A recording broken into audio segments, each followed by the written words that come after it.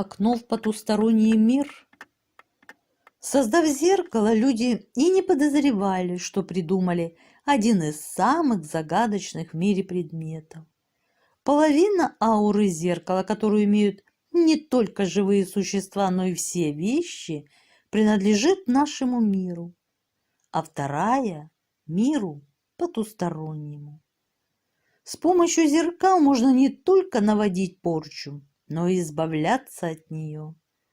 Зеркала породили множество мифов, сказок, легенд и, конечно, мистических историй. Тут Алиса оказалась на каминной полке, хоть и сама не заметила, как она туда попала. А зеркало и точно стало таять, словно серебристый туман по утру. Через миг Алиса прошла сквозь зеркало и легко спрыгнула в зазеркалье. Так, с легкой руки гениального математика и удивительного сказочника Льюиса Кэрролла потусторонний мир зеркала получил свое название. Иногда мы считаем зазеркалье отдельным миром, живущим по своим законам, населенным нашими двойниками и дубликатами окружающих нас вещей. Так что же, собственно говоря, происходит в зазеркалье? По каким законам оно живет? В зеркале все предметы переворачиваются и предстают обращенными. Если вы протянете своему отражению правую руку, то увидите, что оно протягивает вам левую. Законы движения в зазеркалье также вывернуты, как и неподвижное отражение.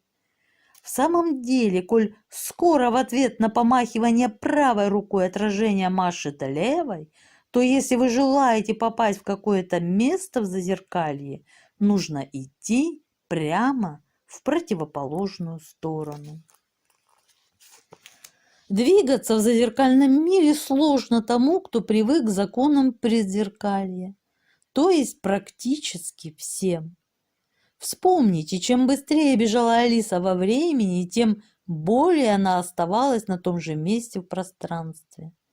Еще более удивительным и загадочным кажутся зеркала Лавуазье, выпуклые, вогнутые и еще бог весь какие. Они отказываются вести себя нормально, издеваются над вами. Отступите на шаг, и вы в поле зрения. Шагнете чуть-чуть и теряете себя. Этот феномен создавался специально для разрушения вашей личности, то есть вашего самоощущения в пространстве. Люди теряют чувство уверенности не только в себе, но и в окружающем мире. Подобные фокусы зеркал породили множество мифов, сказок, легенд, мистических историй. Давайте вернемся каждый в свое детство и вспомним свою первую встречу с зеркалом.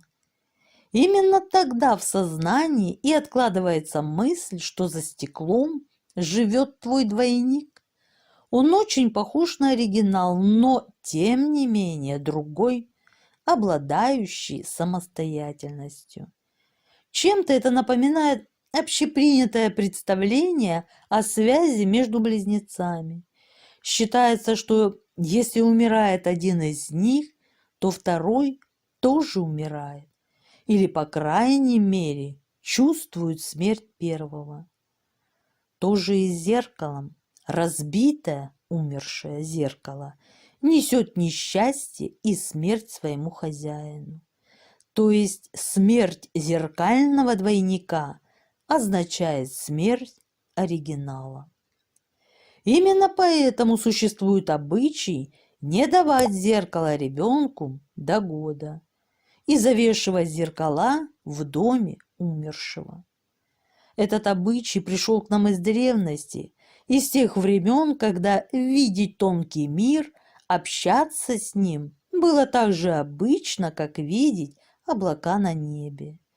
Если какой-либо из прямых родственников, заметив какое-то непонятное движение воздуха, воссоздает образ ушедшего, он тем самым наполняет замеченное тонкое тело энергией.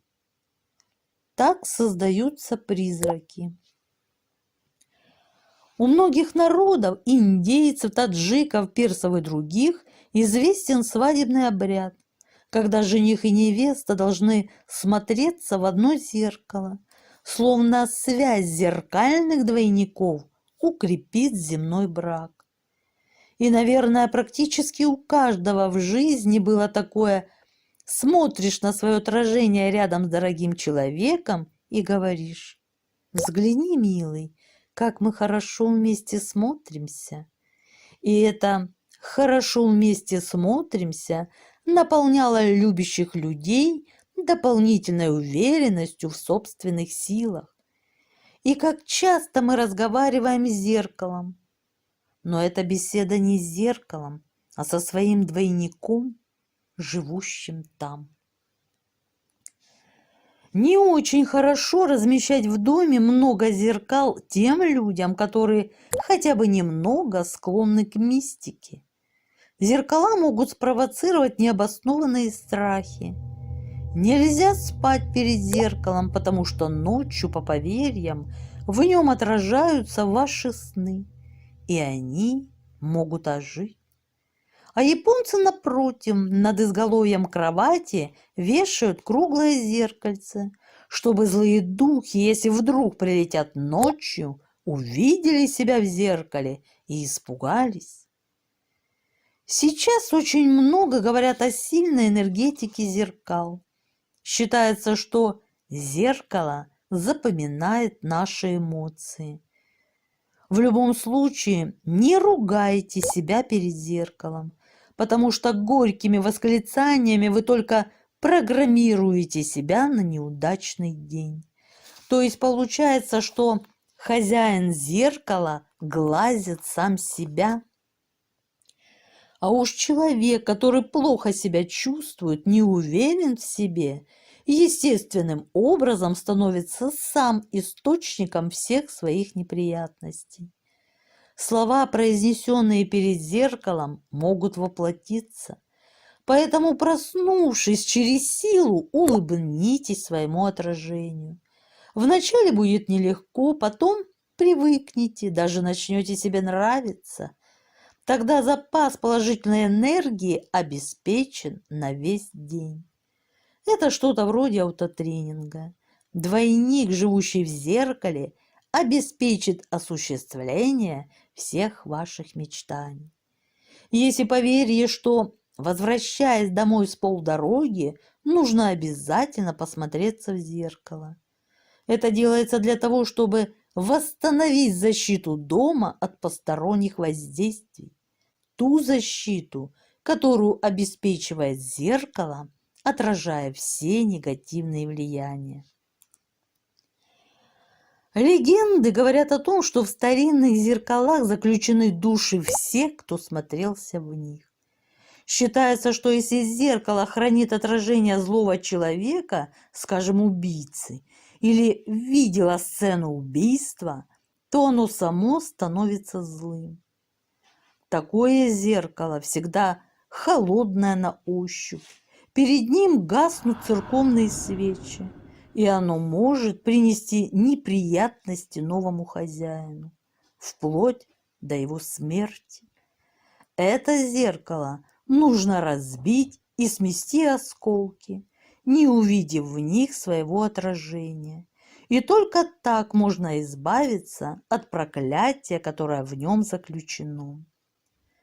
Очень осторожными следует быть и при покупке антикварного зеркала. Самое страшное, с чем вы можете столкнуться, это покупка зеркала с заключенной в нем душой умершего человека. Однако распознать зеркало душегуба нетрудно. Зажгите свечу, и если пламя горит нормально, значит все в порядке. Также говорят, что через зеркало можно навести порчу. Если какой-либо человек посмотрит в ваше зеркало с пожеланием зла, то эти пожелания могут исполниться. То есть зеркало станет своеобразным накопителем и излучателем негативной энергии. Правда, не все истории о зеркалах так мрачны. С помощью зеркал можно не только наводить порчу, но и избавляться от нее. Например, если повесить зеркало в той комнате, где собираются гости, то оно заберет все злое себе. Потом зеркало следует очистить, пока оно является только накопителем, а не излучателем. Очистку рекомендуется производить холодной водой, а несколько раз в год святой водой. Еще можно зажечь свечу и обнести зеркало сначала по краю, как бы очерчивая его огненным прямоугольником. Затем, словно пламенной кистью, водите свечой перед ним от края до края, постепенно спускаясь вниз. Если свеча начнет трещать, повторяйте эту процедуру до тех пор, пока треск не прекратится. Существуют даже правила размещения зеркал в квартире. Например, любое зеркало следует вешать так, чтобы оно не срезало голову самого высокого члена семьи. Также существует множество методов гадания с помощью зеркал. Самые известные с помощью 2 зеркал и свечи и с помощью 1 зеркала и свечи. Святочные гадания на жениха известны с давних времен. И сейчас гадают таким образом, кто в шутку, а кто и всерьез. И даже то, что начинается как шутка, становится чем-то серьезным и настоящим. Ведь зеркало может стать очень опасным для любителей зеркальных гаданий. Так наша современница, некая Надежда, решила погадать, кто из 2 парней будет ее суженым. Как и следовало ожидать, в зеркале появилось изображение уходящего вдаль длинного освещенного коридора. А дальше начался ужас. Одного из мужчин она узнала, и в тот же миг все зеркало заполнило его огромное лицо. Испуганная, но знающая правила гадалка проговорила «чур меня» и набросила на зеркало платок. Однако, когда она слишком приблизила голову к зеркалу, то почувствовала, как ее схватила рука. Очнулась Надежда на больничной койке. Лицо, голова и тело были в порезах и ранах от треснувшего зеркала и почему-то упавшей на нее люстры. Поэтому лучше с зеркалом не экспериментировать, ведь, утверждают мистики, зеркало – дверь в параллельный мир, и в момент смерти душа может затеряться в этом проходе и навечно остаться на границе между мирами, превратившись в призрак. Даже зарегистрированы случаи проникновения в прошлое и будущее с помощью зеркал. Кто-то уверяет, что видел в зеркале при гадании своего будущего жениха, кто-то жену. Записана история о том, как 2 девушки наблюдали в зеркале встречу императоров Александра I и Наполеона в 1807 году. Рассказывают, как деревенские знахарки с помощью зеркала находят вора. На протяжении тысячелетий кудесники, маги и прорицатели, взглядываясь в зеркала, утверждали, что видят там нечто недоступное простым смертным. Двойственная природа зеркальной поверхности всегда пленяла и заставляла людей задумываться. В необычные свойства зеркал верил и один из ученых Средневековья Теофраст Парацельс. Диагнозы больным он ставил по следу их дыхания на зеркальце, а один из способов излечения заключался в том, что с помощью заклинаний и магических формул Парацельс уговаривал темные энергии болезни, впитанные больным, перейти в отражение больного, специально посаженного перед зеркальной поверхностью. Если прием удавался, то теперь уже зеркальный двойник должен был болеть вместо реального человека. Маги прошлого утверждали, что зеркало является собой выход в иной потусторонний мир.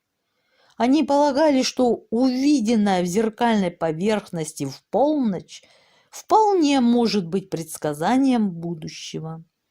Старинная легенда рассказывает о том, как сильно волновался Александр Македонский перед сражением с персидским царем в 331 году до нашей эры. Не в силах уснуть, полководец долго всматривался в походное бронзовое зеркальце с вопросом, чем обернется завтрашний день. Вдруг отражение подернулось пеленой и показало ему будущую битву и его победу. В походную палатку Македонского немедленно был призван астролог. «Не беспокойтесь, государь, это знак завтрашней победы и будущей славы», — сказал тот. Как утверждают исследователи, в старом зеркале, которое все время находится на одном месте, иногда можно видеть то, что перед ним происходило в прошлом. Известный мистик Средневековья Корнелиус Агриппа показывал, к примеру, своим гостям в магическом зеркале их возлюбленных, причем не только живых, но и мертвых, а некоторые могли видеть там себя в прошлых жизнях. В общем, эти истории почти бесконечно и удивительно разнообразны, но все сводятся к одному. Зеркала – суть предметы, способные показать что-то неведомое, раскрыть новые знания, если с ними правильно обращаться. Но всегда при этом человек забывает все, что он учил на уроках физики в школе. Как ведут себя падающая волна, отражающая поверхность и отраженная волна. Именно этими свойствами и объясняют всю ли, мистику зеркал. Фактически, если рассматривать процесс отражения в соответствии с понятиями классической физики, можно сделать вывод, что действительно зеркало хранит в себе изображение всех, кто когда-либо достаточно долго смотрелся в него. Так что это не совсем бабушкины сказки. Следует учесть также тот момент, что падающая волна – излучение не только в видимом диапазоне частот. Человек излучает еще и в невидимом диапазоне. Соответственно, отраженная волна – это тоже не только видимый свет. Другое дело, на какой срок зеркало сохраняет полученную информацию. К тому же, чем больше неоднородность зеркала, дефекты кристаллической решетки, тем больше энергии пленяется. И чем больше человек смотрится в зеркало, тем отчетливее отпечатывается его образ внутри зеркала. Рассмотрим процесс наведения порчи или, так сказать, сглаза. Сглазом считается скол энергетической оболочки человека, обладающий возможностью поглощения и излучения энергии. А так как в структуре зеркала имеется множество дефектов, то не требуется особо сильного внешнего воздействия, чтобы эту оболочку изменить. И эти изменения могут совершенно не пойти на пользу хозяину зеркала, который привык улавливать определенный тип отраженных волн. В качестве средства избавления от такого сглаза Как уже было сказано, рекомендуют протирать зеркало мокрой губкой, как бы смывая с него чужое отражение. Почему разбитое или треснувшее зеркало приносит несчастье? Да ведь в этом случае в структуру зеркала вносятся дополнительные дефекты, которые, естественно, влияют на свойства отраженной волны. Почему зеркала следует завешивать, когда в доме покойник? Кто знает, какие энергетические процессы сопровождают смерть человека.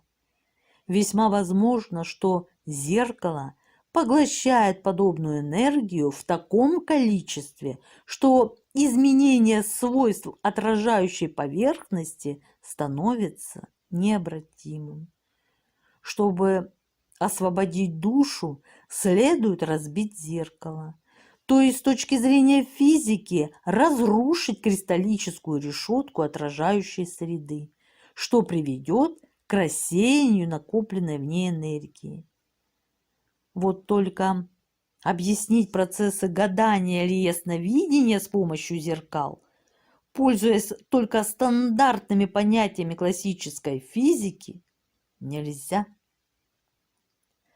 В самом деле, обычная теория отражения и поглощения света не объясняет, каким образом в зеркале возникают изображения, не имеющие вообще никакого отношения к падающей волне.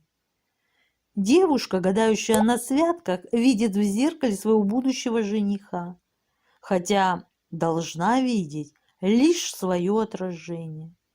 Каким же образом это происходит? Можно предположить, что человек, как источник излучения, воздействует на зеркало таким образом, что оно начинает отражать не только тот мир, который мы привыкли считать реальным, но и некие иные миры многомерной Вселенной. Возможно, в конце концов появится научная теория, которая объяснит и эти явления. Пока же они остаются загадкой, а их объяснение умозрительно. Но есть один нюанс, связанный с гаданием при помощи зеркал. Если зеркала являются накопителями информации, то, естественно, эту информацию из них можно извлекать. Просто для этого следует воспроизвести определенную последовательность действий. Можно предположить, что расположение свечей около зеркала, определенное время суток и прочее как раз и являются той самой последовательностью команд. Но весь вопрос в том, какая же информация извлекается из зеркала. Может быть, та, что была заложена серией предыдущих отражений. А ведь эти отражения накладывались одно на другое, какие-то из них размазывались.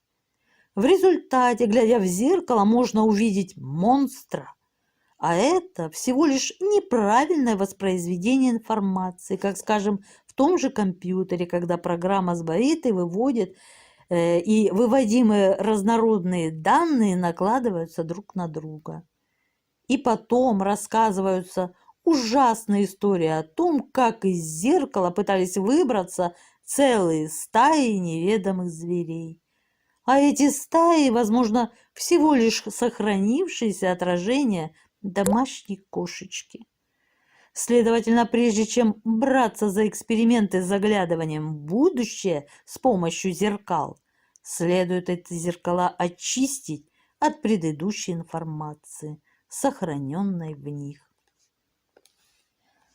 Известный астроном Козырев, следуя за магией тибетских зеркал, провел много интересных экспериментов. Как известно, алюминиевые спиралевидные плоскости, согласно гипотезе, предложенной ученым, отражают физическое время и, подобно линзам, могут фокусировать разные виды излучений, в том числе и исходящие от биобъектов. Обычная конструкция зеркал Козырева такова: свернутый по часовой стрелке в 1,5 оборота гибкий зеркальный лист из полированного алюминия, внутри которого помещается кресло испытуемого и измерительная аппаратура. Прибор чем-то напоминает каменные зеркала Тибета, которые сжимают время. Имеется свидетельство странной смерти 4 альпинистов, которые попали в поле действия тибетских зеркал и за несколько часов постарели на десятки лет. Древние знания свидетельствовали, что зеркала являются каналами энергетических потоков. Поэтому помимо гаданий с помощью зеркал тибетскими монахами была разработана удивительная техника возвращения к себе, где зеркало используется как прибор перенастройки своего сознания. Эта древняя тибетская техника предусматривает длительное вглядывание в собственное отражение в полной тишине и не моргая. Время такого наблюдения постепенно увеличивают, доводя к концу недели до 5-7 минут. Практикующие эту технику часто вместо собственного лица в зеркале наблюдают и другие лица, сменяющие друг друга. Их называют вариациями собственного лица, отражающими самого человека, но в его прошлых жизнях. Древняя тибетская практика, кстати, предупреждает, что мозг может вызвать из зеркала и образы собственных грехов в прошлых жизнях. Но если каменные зеркала Тибета – это горы 2-километровой высоты, зеркала Козырева не превышают высоты в 2-3 метра. Выполненные на высоком научном уровне эти эксперименты доказали не только возможность дистантной передачи и приема мысленных образов, но и особую устойчивость приема, если испытуемые находились в фокусе вогнутых зеркал Козырева. Была также подтверждена возможность запрограммированного ввода образной информации в информационное поле Земли с условием ее приема, воспроизведения в конкретную дату и время. Люди, которые побывали внутри зеркал Козырева, чувствовали головокружение, страх, переносились в свое детство.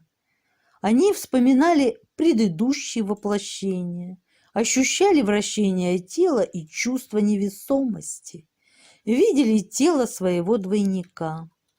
У одних перед глазами проносилась вся жизнь. Вторые ясно видели исторические события с этнографическими деталями. Третьи испытывали чувство полета. Четвертые ясно видели эпизоды из своего будущего. Можно и не верить этому, но свидетельств о странных свойствах зеркал слишком много, чтобы их игнорировать полностью. Уже давно не вызывает сомнения тот факт, что без причины треснувшее зеркало обычно означает смерть, но не обязательно владельца зеркала или его близких.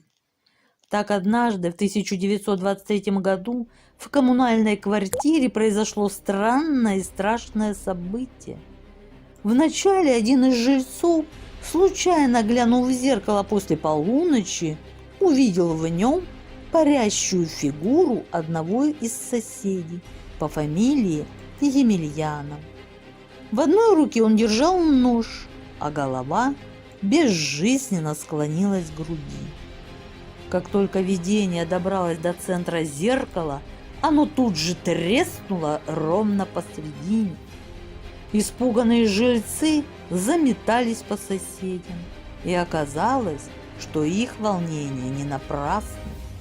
Ворвавшись в комнату Емельянова, они увидели его сидящим в кресле. А вот зеркало, висевшее напротив, красноречиво свидетельствовало: человека там нет.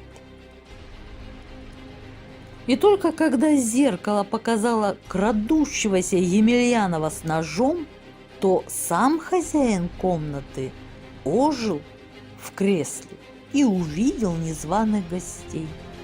Один сосед от испуга огрел Емельянова стулом, и тот, так и не успев до конца ожить, умер. В ту ночь в доме раскололись все зеркала. А еще один жилец Стрельников был найден зарезанный именно тем ножом, который все увидели у зеркального Емельянова. Когда начали выяснять, в чем дело, оказалось, что Стрельников во время Первой мировой войны бросил Емельянова раненым на поле боя, хотя мог помочь. И, вероятно, Емельянов таким образом отомстил ему. Итак, как и сколько не объясняй свойства зеркал, они все равно остаются предметами загадочными и в некоторой степени опасными.